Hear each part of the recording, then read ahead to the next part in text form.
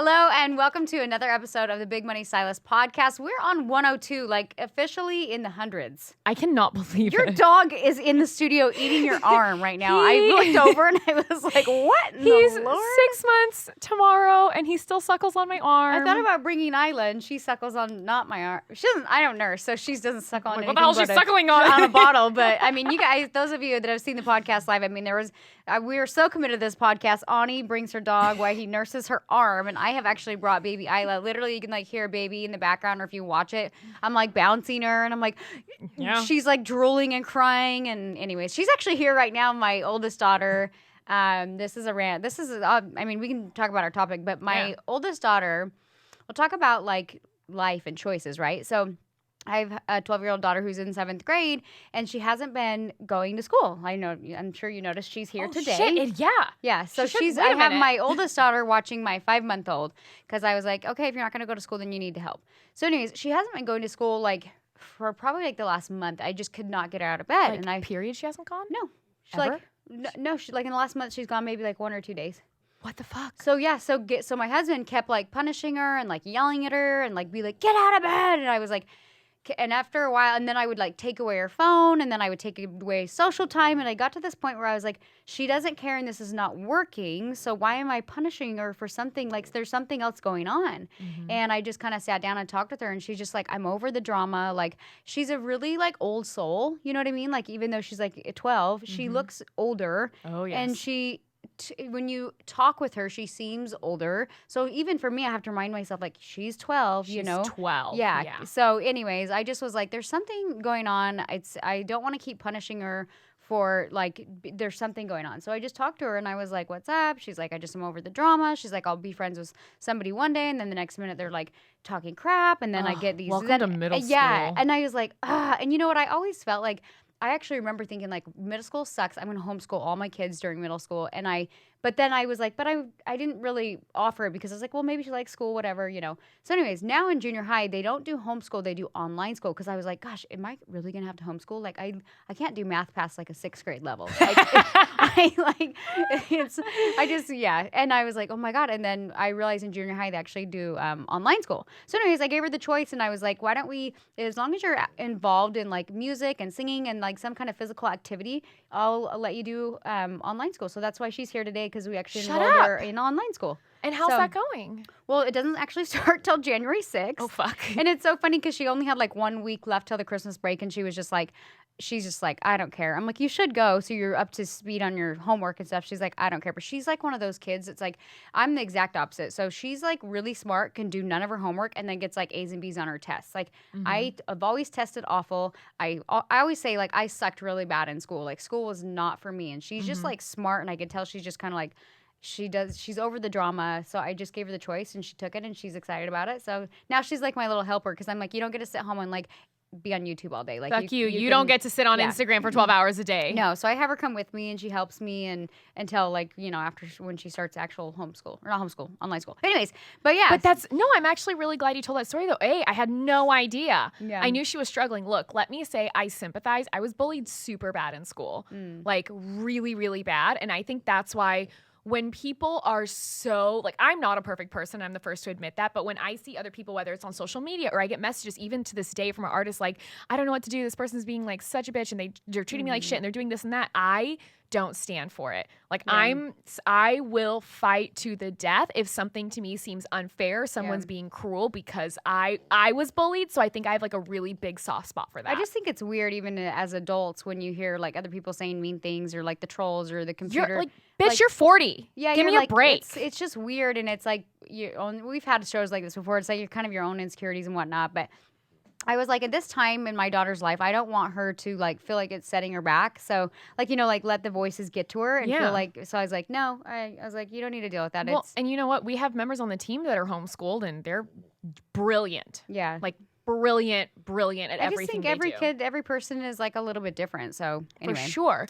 But, so, well, you and I, we were actually discussing before. See, look, now he just went to sleep. Aww. So we were discussing before really like what we want to talk about on the podcast, and something I brought up to Danielle. I'm like, I would love to talk about meltdown mode, and not just like in the form of capacity, because we always say like, you just have to push through and like make it pass and da-da-da, but that's really hard some days. And Well, I got a message from an artist. Well, this is kind of where it birthed from. I got a message from an artist who's inside of the academy, and she was literally like, Ani, she's like, can I talk to you? She's like, I don't think I can fucking make it through. She's like, I paid to come to BMS Con 4 and it was amazing and I'm joining the academy and I'm so excited, but I opened up a new salon and this and that. And she's like, I looked at my bank account today and it's the first time I'd ever hit negative.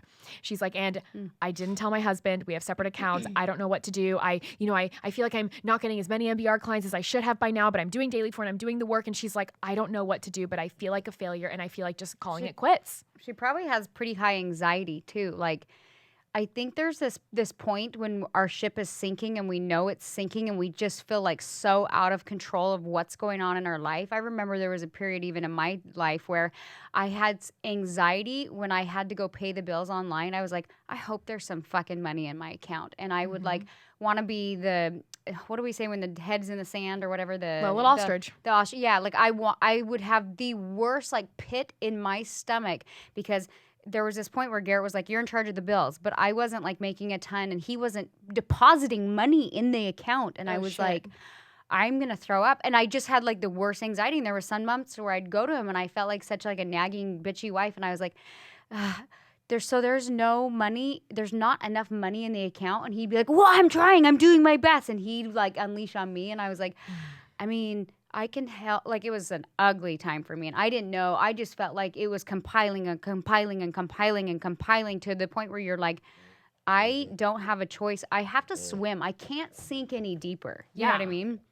But it's just, so I get it. And it still happens like at every level and every corner you take, but your capacity expands and you learn to course correct before you get to that point where you're like, I've hit rock bottom. Because when you hit there, it's scary and you're like, I'll never fucking go back there. For sure. And I would love to talk about it in two different like ways and aspects, because there is the personal one, which you just spoke about, which let me tell you, when it's personal shit, and I've even had a friend very recently tell me, and she was like, because I told her, because she's like, oh my God, work is psychotic right now. And I'm like, dude, I get it. And I said, but it's not this way forever. And she's like, yeah, but I feel like, she goes, even though work is insane, I feel like work is easier than my actual personal life right now. And then so she was basically like, I don't know what to do. I don't know how to handle this.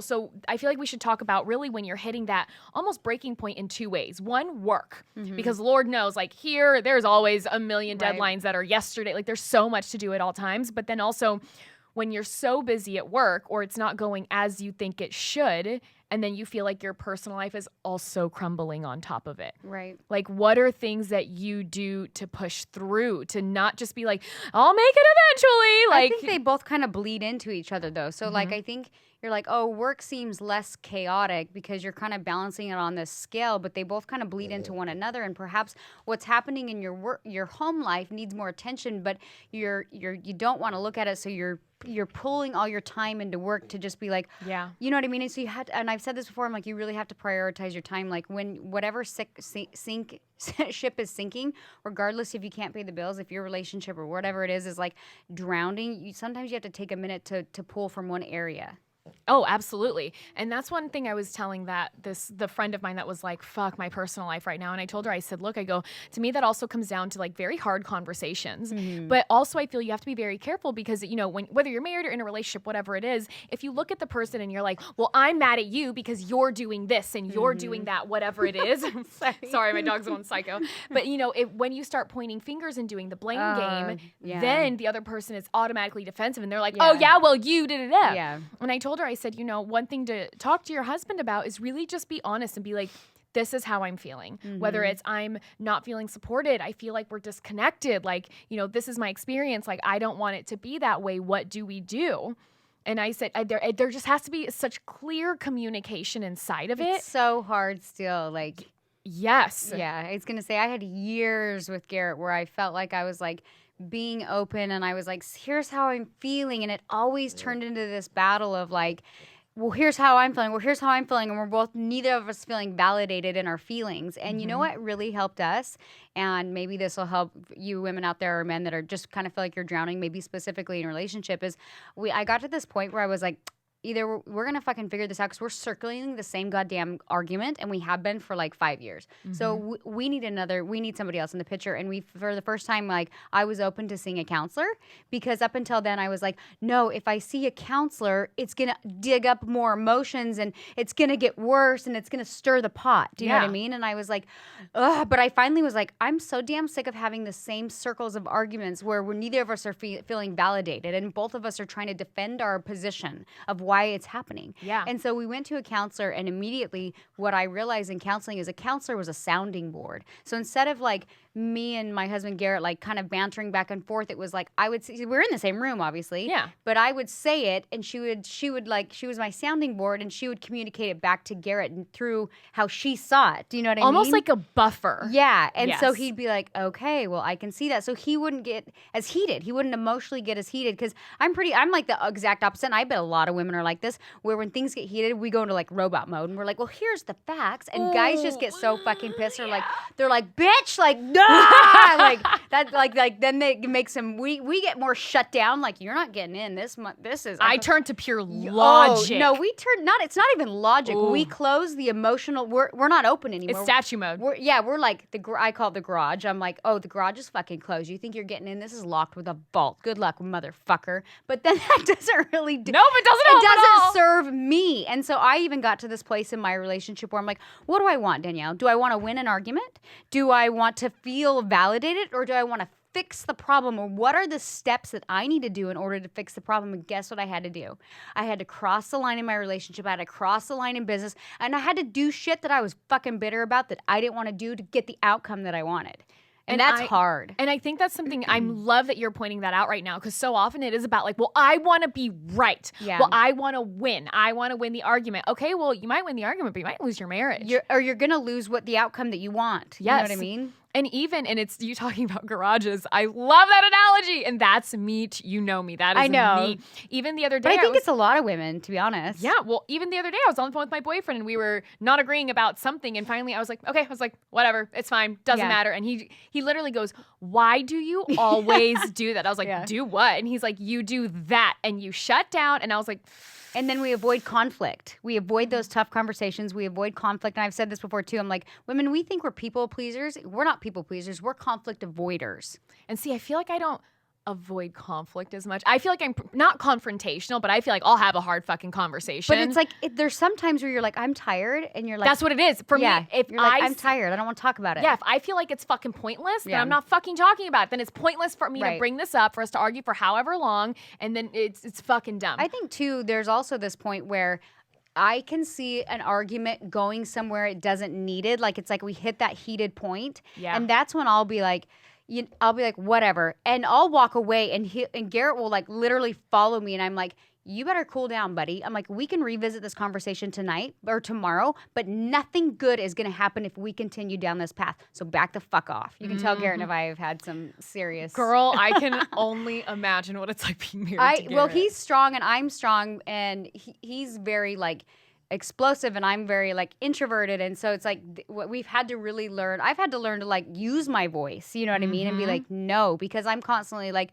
But I learned this even in therapy with like the therapist was like, Danielle, you're like a willow, like you're like a shrinking willow, like he's coming at you and you're just you don't need to do that. But so I had to like learn how to use my voice where I'm like I never thought of it as like standing up for myself. Like I'm not like a weak person, but I had to like toe the line. Oh, absolutely. And even, oh gosh, what was I going to say? And see, with my boyfriend, because he's very articulate and incredible. You know him. He's so fucking smart. And I feel like he can... smart ones will manipulate you. And I feel like he can talk his way in and out of anything. Yeah. But I feel like, not my saving grace, but I feel where we differ is I'm a very quick thinker. I'm quick. I'm quick-witted. You know I have a response for everything at a moment's notice. He's not. He needs to like take time, hear it, digest. So for me, I can rapid fire and be like, well, what about this? And what about this? And what about this? And then it's just like, I'm like, you think about it and you let that simmer for a minute. I'm a jabber. So, and I had to stop this because I'm very quick-witted too. And I would say stuff where I'm like, oh yeah. And it was like, I called an undercut or a jab. It's that little knife poke. And I'm like, I finally realized I was doing that. And I was like, why am I doing that? Nobody wins when I do that. And it's funny because in that moment, you're like, oh yeah, well, fuck you. I'm going to be more right. Yeah. And by trying to be more right, you end up more wrong. You end up being the more asshole in the room. Yeah. So. And see, of all the things, even with my sailor mouth and everything, I actually don't do jabs. I don't know why. I don't take jabs. I don't do jabs. I'm so angry, I don't even curse. Ooh, yeah, I could see that. No, I take jabs. I take the knife. I twist it and I twist it. Don't get me wrong. When I was younger, I did. And I think because I can read people so well, I knew what to say to make them like real fucking mad. I had to grow out of that. I was like, that's not helping you right now, girl. Yeah. Nope. So then let's talk about business though, because like I said, the artist that messaged me and she was like, oh my God, my account went negative. I haven't told my husband I have to make at least $7,000 a month just to like break even. And I feel like I've been doing my marketing and I'm still not getting more clients and da-da-da. My audio back to her started with, I need you to take a breath. Mm-hmm. First thing you need to do is breathe. And we basically ended up on this like back and forth audio message. She sent me an 8-minute audio. I was like, oh, this one's a little rough to listen to. It was a long one, but it was half funny because I'm like, are you trying to pitch me NBR? You know I work here, right? But I basically was telling her, because she's like, I just feel like I've been doing the marketing. It's not coming across and da-da-da. And I said, well, you're also coming from a place of scarcity and a little bit of desperation. And even if you don't feel like you're coming across as desperate, you probably are, and clients feel that. Yeah, and you can see that, and it's hard for somebody else to see that in them. And so you as a coach have to know the right questions to ask them to get to them to see that in themselves in order to course correct. Oh, yeah. And so then when her and I were talking, and this is something that I talked about with the girl on our staff as well as her, that I'm like, look, I know when we're in these do or die moments, everything feels do or die. And like, this is it, and we're going to fucking drown if we don't do it. And yeah, sometimes that's true. Sometimes you are in a do or die or do or drown situation. But they're not forever. Like, these moments don't last forever. Well, and those moments happen in life because we hit a crossroads. It's like you take a left or you take a right, and maybe you've been faced with that crossroads for 1 year, 2 year, 3 year, 4 years. And we've talked about like the hamster wheel and like repeating. And I genuinely believe that like it's not like one day you woke up and your bank account was negative or one day you're like, I sunk everything into this. It was a slow progression that we choose to ignore. And then we get to this place where we're like, and then a lot of us like go into that scarcity because we let it go for so long that it's like sink or swim, sink or swim, sink or swim. And then it's just like overwhelming. And Absolutely. So it's like, how do you get yourself out of that situation when you're in that situation with business? Well, you got to slow it down. You literally have to take it one step at a time, and you have to prioritize. What do I need to do right now to get me some money? What can I do? Yeah. And even something that my boyfriend had said to me once, because he goes, how are you? And I'm like, I'm not great. And I was like reading him my to-do list, and he's like, okay. He goes, take a deep breath. And he goes, what's due first? Yeah. I'm like, this is what's due first. And well, my response was, everything's due at the same time. He's like, that's a great story. He's like, but he goes, listen, he goes, what's due first? I'm like, these emails. He goes, great. Then your priority is these emails, nothing else. He goes, call me back in 30 when you're done. I'm like, whatever. And I was having my like his pissy fit moment.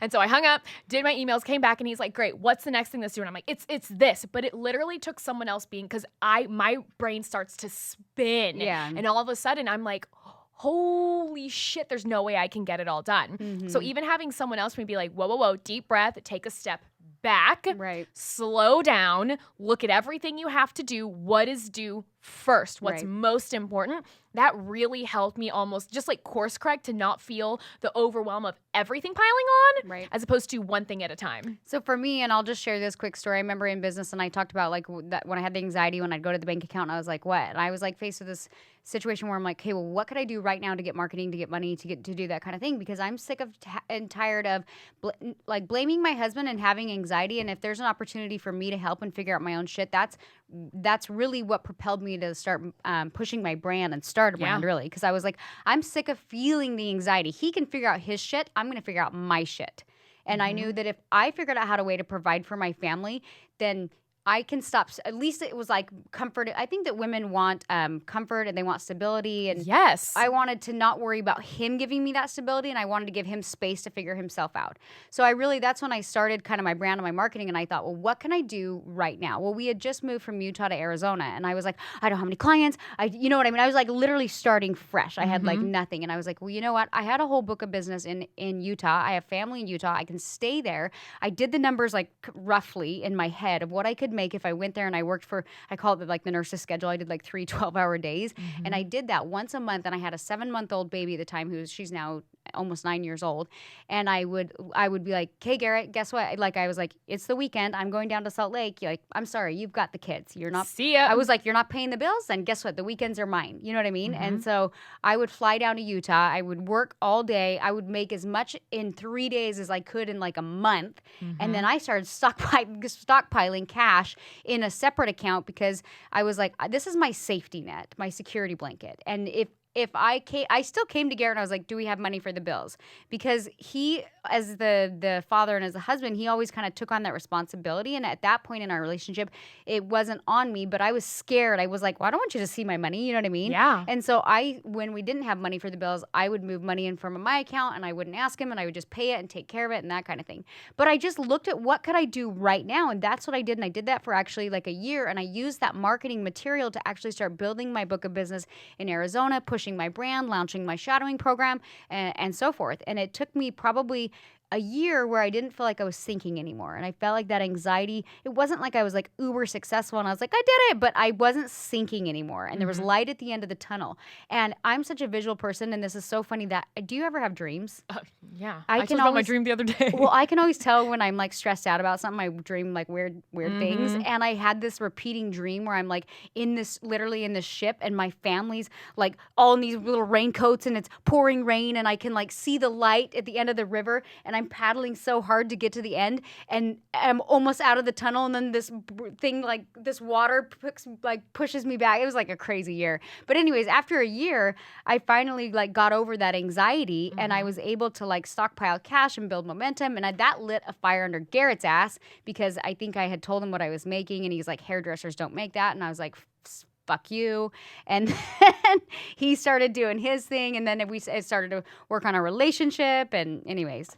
So it just takes time and prioritizing. Well, and even this artist, when we were going back and forth, and because I kind of had a very similar conversation, I said, look, when we do marketing, we really focus on people outside of our chair and bringing in new. I'm like, but what about the people in your chair? Right. And so we went back and forth on that a little bit. And then she actually messaged me a couple hours later, and she's like, I got a deposit from one of my current clients to get MBR. Holy shit, it's actually fucking working. And I'm like, look, I go, you now have momentum. Don't you dare stop. Right. That's one of the things, like, we get so stressed out and we're like, oh, I can't, whatever. We slow down because especially when you think you've, quote, made it, that's so hard. Yeah. When you think you've made it and you slow down, you actually regress. Yeah. And then you end up almost like self-sabotaging. 100%. And that's one thing I want to just say really quick too. If you ever start having a lot of success and you're like building that momentum, do not self-sabotage in order to like feel like you hit that growth high. Figure out, okay, well, I hit this point. Now what do I need to do next to get to the next point? Because I think a lot of times in life we self-sabotage because we're like, oh, I'm not growing anymore. And we don't even know we're doing it. Or you feel like, I made it. I don't need to do it anymore. Well, if you don't keep up with what you've done, you're going to lose everything you have. Right. And then kind of like the last point, we have a few minutes left, is when, sorry, my dog's just, he's fine. I go to bigmoneystylistnow.com. You can see this. Can you cover that? Oh, Ronald. This is a very indecent podcast today. I'm so don't look at his jingle bells. Just look somewhere else. So sorry. He's a dog. What do you want from me? But even when I was talking to the girl who's actually like on our staff, and I told her, I said, look, I've recently started a project with DKW Academy. It's something that I've never done before. I cried for like the first week and a half every single day. Like, I'm not gonna lie. I'd wake up at 5 a.m. I would start working at about 5:15 because I take him out for a walk at 5 a.m. and I would just start crying in front of my computer. Like, I don't know what I'm doing. I'm like, there's no way I can do it. And then I would give myself like, you have 1 minute to cry, or I would just keep working through the tears. And I'm like, you literally don't have time. Soak those tears right back in the. Literally though, it got to the point where I was crying so much that first week, and this was 2-3 weeks ago, that I was like, you have to work through tears. You don't have fucking time for this anymore. It was that bad. And so even then I told her, or it'd be like, okay, I'm like, you're having a meltdown. That's great. Set a timer. You have 5 minutes. However much you cry in these 5 minutes, that's all you have. And you fucking move on after these 5 minutes. Girl, hey, look. I'm going to tell my kids that you have 5 minutes to get your tears out. You have 5 fucking minutes, cry as much as you want. After that, we are moving on. Moving on. But even then, I told her, I said, because part of the thing I kept telling myself that whole week and a half where I was melting down, I'm like, I don't do this. This isn't my job. I've never done this in my life. What the fuck? And it was what the fuck moments every 10 minutes. Right. Until I finally was like, okay, look. I'm psychotically good at technology. I'm not saying I'm perfect, but I catch on quick. I come from a very, very tech-savvy family, and things are generally told to me either 0 times or once, and I can figure it out. So then I basically told myself, I'm like, okay, to get this project done, to really do this and do it well and do it to the standard that I've already set for myself, because I won't go backwards on that. Who do I really have to become to be able to get this done? And I kind of just had to have a talk with myself of, okay, in order to get this done, you need to coordinate with the team on X, Y, Z. You now need to take time to really put aside all communication apps because, God, they never end. I think, too, it was probably overwhelming for you, too, because you already had so much on your plate. So then to say, now I want you to learn how to code, you're like, I don't have time to learn a new trick. I am Sorry, what? Yeah, and that you know what I mean? Same goes with and I'm just going to bring this back to hairdressers and simplify this thought.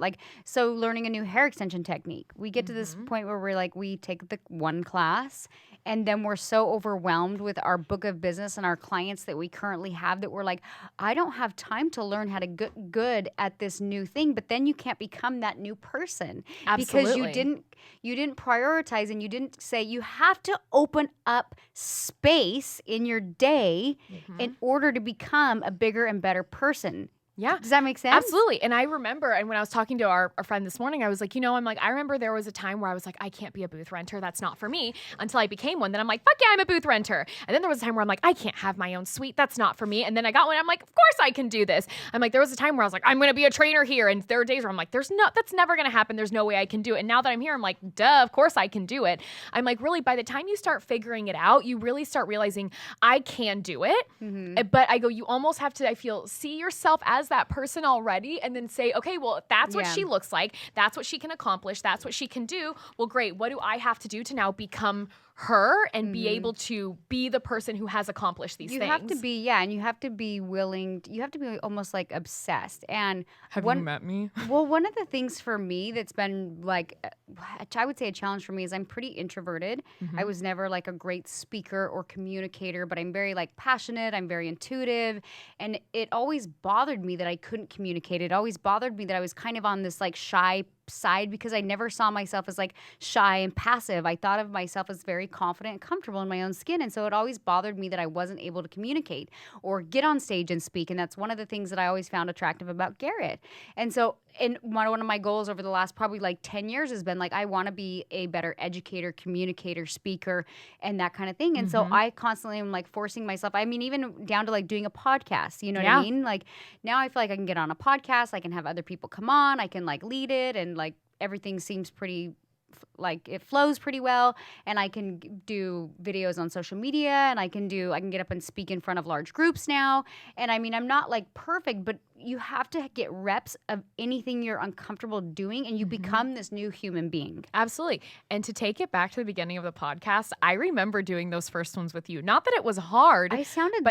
Well, I remember we had to sit down, and before you'd be like, okay, what are we talking about? I'm like, this is the topic. You're like, but what are the points of the topic? I'm like, these are the points. And you would always say, okay, just start it off and ask me questions. Yeah. And now we don't plan, not that we don't really plan on anything. We show up and we're like, what do we want to talk about today? What do we feel like we need to talk about? And then we're like, great, let's just fucking turn it on and we go, because we both become very comfortable, which even me in the beginning, I'm like, okay, this is going to be point number 1. It seemed very robotic. Point number 2. Yeah. This is point number 3.1a. There was so much, but it's become so normal for us to just have a conversation and do it. And I think, too, that hairdressers, not even hairdressers, many people put a cap on who they are and what they can do. And they're like, well, and I used to always say, well, it's not my personality. Even in marriage or business, I'd be like, well, that's not me. And if you say that, you're just holding yourself hostage to who you could become. Well, then you're never going to be that person. No, you're never. Then you're setting your own limits. By saying I can't or that's not me, you're setting your own limits. And you just have to get reps in order to be good at anything you do, whether it's on the technology technology side, whether it's on the marriage side, whether it's on the communication side. And the biggest point that I would say that I want to share on the show, and I feel like we've actually talked about it quite a bit in the last couple shows, is that we are limited based on time.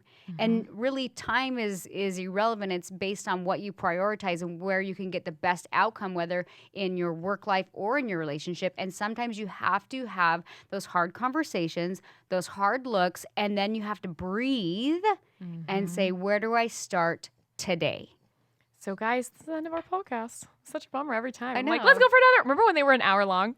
Man, those were exhausting. I'm not gonna lie. I like the 30 minutes. Feels like we end when we're still like on top. You know what I mean? We're like, let's end now. Now's a good time to end. As opposed to like, well, that was we're like, this is long. But anyways, you guys, what I'd want to encourage you to do is don't wait even till the holidays. Don't say in January I'm going to start something. Oh, in January I'm going to start this diet. In January I'm going to be a better wife. In January I'm going to be a better business owner. What can you do today? What can you do tomorrow? And ask yourself, what steps do I need to do in order to get to where I want to be a year from now, 6 months from now, 1 month from now? And don't wait until January. You can do little things even on this holiday break to move you towards the goals and move you towards where you need to be. Beautiful. So, guys, thank you for watching. You can see us and my sweet little baby Ronald that's breathing really hard into the microphone at bigmoneystylistnow.com. And we'll see you next week. We'll see you next year. We'll see you. No, we'll do one more. We'll do one more. We'll do one more. We have one more. I just wanted to say see you next year, but we'll do one more. Next year, we'll say see you next decade. Okay, let's do that. But for now, see you next week. All right, bye, guys.